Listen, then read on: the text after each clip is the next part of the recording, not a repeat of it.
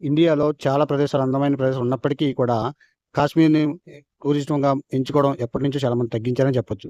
ఎందుకంటే కాశ్మీర్‌లో అందం ఎంతున్నా ప్రమాదం కూడా అంతే దారుణంగా మనుషుల రూపంలో ఉంటుంది. మన ఇండియాలో కేరళ టూరిజం బావుంటుంది. అలాగే మలబార్ దీవులు బావుంటాయి. అండమాన్ దీవులు కూడా చాలా ఆహ్లాదంగా ఉంటాయి.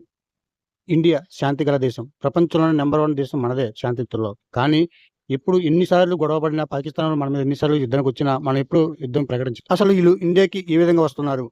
పాకిస్తాన్ నుంచి ఫ్లైట్‌లో రావాలంటే చాలా పెద్ద సెక్యూరిటీ ఉంటుంది. ఎటువంటి మారణాయుధాలు దాంట్లో అలౌడ్ చేయరు. మరి ఏ విధంగా వస్తారు? ట్రైన్ ద్వారా రావచ్చు. భూగర్భం, సముద్రం ద్వారా కూడా రావచ్చు. సినిమా ఉంటుంది. 'బజరంగి భాయిజాన్' ఇది హిందీ సినిమా. తెలుగులో కూడా డబ్బింగ్ అయితే కాలేదు గానీ సినిమా చాలా బావుంటుంది. దీంట్లో ఒక మూగమ్మాయి పాకిస్తాన్ నుంచి ఇండియాకి హాస్పిటల్‌కి వస్తుంటారు. తిరిగి వెళ్ళే ప్రయాణంలో ఆ అమ్మాయి దారిలో దిగిపోతుంది. సో, అక్కడి నుంచి ఆ అమ్మాయి ఇండియాలో ఉండిపోతుంది. ఆ అమ్మాయి ఇండియా నుంచి పాకిస్తాన్‌కి ఎలా ఎళ్ళిందనేది ఆ సినిమాలో చాలా క్లియర్‌గా చూపించారు. పాకిస్తాన్ నుంచి ఇండియాకొచ్చేటప్పుడు ఎటువంటి సెక్యూరిటీ ఉంది? ఎలాగా సెక్యూరిటీ తనిఖీ చేస్తారు? ఇవేమి ఆ సినిమాలో అయితే చూపించలేదు. అయితే పాకిస్తాన్ నుంచి ఇండియాకి మధ్య నడిచే ఒక ట్రైన్ ఉంది. సంగోటో ఎక్స్‌ప్రెస్. అయితే ఇది చాలా కట్టుదిట్టమైన భద్రత మధ్య ఈ ఎక్స్‌ప్రెస్ అనేది ప్రయాణం అనేది జరుగుతుంది. ఇరు దేశాలు సరిహద్దులో క్షుణ్ణంగా తనిఖీ చేసి నిర్వహిస్తారు. వీసాలు మరియు ఇతర ప్రయాణాలు పత్రాలు సరిగ్గా ఉన్నాయో లేదో తెలుసుకున్న తర్వాతే రైలు పట్టాల పైన బయలుదేరే అవకాశం అయితే ఉంటుంది. అయితే గతంలో కూడా సంగౌట్ ఎక్స్‌ప్రెస్‌లో ఉగ్రదాడి అయితే జరిగింది. అప్పటినుంచి భద్రత మరింత కట్టుదిట్టం అయితే చేయడం జరిగింది.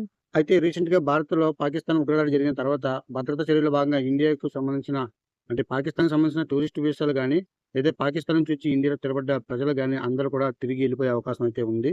ప్రతి ఒక్కరు కూడా ఇంత వీసాలైతే రద్దు చేశారు.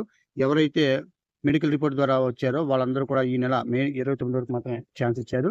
మిగతా వాళ్ళందరూ కూడా అందరికీ వీసాలు రద్దు చేశారు. ఇంకా చాలా మంది కూడా ఎవరైతే ఇక్కడ వచ్చి స్థిరపడ్డారో వాళ్ళందరికీ 48 గంటలు మాత్రమే టైం అనేది ఇవ్వడం జరిగింది. 48 గంటల తర్వాత ఎవరు కూడా పాకిస్తాన్ సంబంధించిన ఏ ఒక్కరు కూడా ఇండియాలో నివసించడానికి అవకాశం అయితే లేదని చెప్పింది. భారతదేశంలో అత్యంత కట్టుదిట్టమైన భద్రత ఏర్పాటు ఉన్నప్పటికీ కూడా పాకిస్తాన్ నుండి ఉగ్రవాదులు చొరబడి దాడులు చేయడానికి అనేక కారణాలున్నాయి. ఇది పూర్తిగా ఆపడం చాలా కష్టమైనప్పటికీ నిరంతరం ప్రయత్నాలు జరుగుతూనే ఉన్నాయి.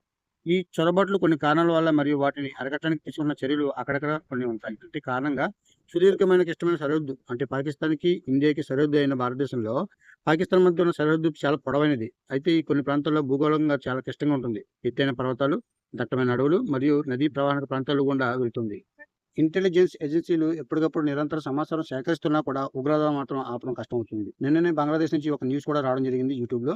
దాంట్లో వాళ్ళు చెప్తున్న బంగ్లాదేశ్‌లో ఉన్న పాకిస్తాన్‌లో ఏమంటున్నారంటే ముస్లిమ్స్, ఇండియాలో ఉన్న ఏ ఒక్క ముస్లింకైనా ఏమైనా జరిగితే మాత్రం భారత సరిహద్దులోకొచ్చి భారతదేశాన్ని చిన్నభిన్నం చేస్తాము.